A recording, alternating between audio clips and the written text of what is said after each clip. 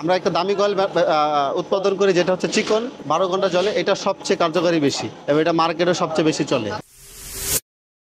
আমরা যখন একসাথে বন্ধু বান্ধব একসাথে আড্ডা দিই তখন যখন মশা কামড়ায় তখন ওরা বলে আমাকে যে তুই এখানে আসছিস দিকে মশা বেশি কামড়াইতেছে আমাদেরকে, কারণ তুই কয়েল উৎপাদন করস। এক এক জায়গায় এক একটা চলে, এই কারণে কালার ডিজাইন বের করা হয়েছে। একই কয়েল একই সবকিছু, শুধু কালারটা চেঞ্জ হইতেছে। নোয়াখালীতে একটা চলে, খুলনাতে আরেকটা চলে, একই কয়েল শুধু কালারটা চেঞ্জ। কালার আলাদা হওয়ার কারণে অনেক সময় মানুষ মনে করে যে কালারে মনে মশা যায়, আসলে কালারে মশা যায় না, মূলত কেমিক্যাল। আমরা একটা দামি কয়েল উৎপাদন করি যেটা হচ্ছে চিকন 12 ঘন্টা চলে। এটা সবচেয়ে কার্যকারী বেশি এবং এটা মার্কেটে সবচেয়ে বেশি চলে। চিকন হওয়ার কারণে এটা অনেক বড় প্যাচ, আর মোটা হওয়ার কারণে এটা 32 ইঞ্চি, আর যেটা চিকন এটা 48 ইঞ্চি, এবং এটা অনেক শক্ত করে বানানো হয় যেন আস্তে আস্তে চলে। আমার বাসায় আমি সবচেয়ে চিকন কয়েলটা ব্যবহার করি সবচেয়ে বেশি। ধোঁয়া কম হয় এবং এটা কার্যকারী ক্ষমতা দ্বিগুণ অন্য অন্য কয়েলের থেকে।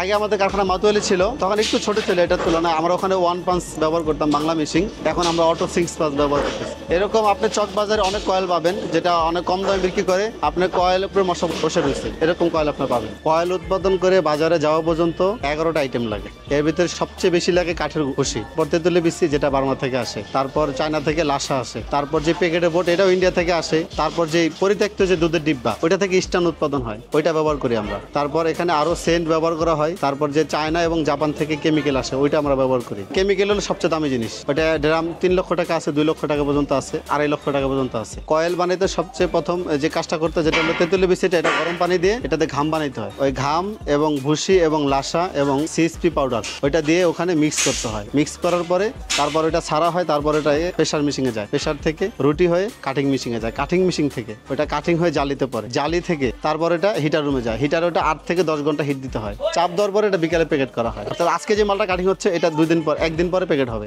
গ্যারান্টি প্যাকেট করার সময় দেওয়া হয় যেন মালটা ভিতরে থাকলে যেন কোনো গন্ধ না হয়। আমাদের এখানে 400 কার্টন উৎপাদন করার ক্যাপাসিটি আছে। যদি আমরা আরো বাড়াইতে চাইলে হাই রুম বাড়াইতে হবে, মেশিন একটাতে হবে। কয়েলে যেহেতু রাসায়নিক বীজ ব্যবহার করে, কীটনাশক, এই জন্য ক্ষতি আছে, এই জন্য এটা তো উপকারও আছে। মশা কামড়ালে আরো বড় রোগ হতে পারে। কয়েলের ব্যবহারটা শহরের ভিতরে হয় এবং গ্রাম অঞ্চলে হয়, কারণ শহরে ঘনবসতিত মশার সংখ্যাটা বেশি। গ্রামে অনেক মানুষ কয়েল ব্যবহার করে না, তারা মশারি ব্যবহার করে। অন্যান্য যে মশা তাড়ানোর যে অন্য যে উপকরণগুলো এগুলো বেশিরভাগ ব্যবহার করে যারা একটু ভিআইপি সোসাইটির মানুষ, হাই সোসাইটির মানুষ। এমনি সাধারণ মানুষ 50 টাকা 100 টাকাতে 70 টাকাতে কয়েলই ব্যবহার করে। আর কয়েলের বিপরীত এখন পর্যন্ত অনেক কিছু বের করতে পারেনি, বের করছে কিন্তু এটা মার্কেটের ভাবে চলে না। বাংলাদেশে আমাদের যে পরিবেশ, এখান থেকে মশা কখনই যাবে না। একটা কয়েল প্যাকেটে গায়ে 12 ঘন্টা লেখা থাকে, 12 ঘন্টা জ্বলে না, 10 ঘন্টা জ্বলে, সর্বনিম্ন 8 ঘন্টা, সর্বোচ্চ 11 ঘন্টা জ্বলে।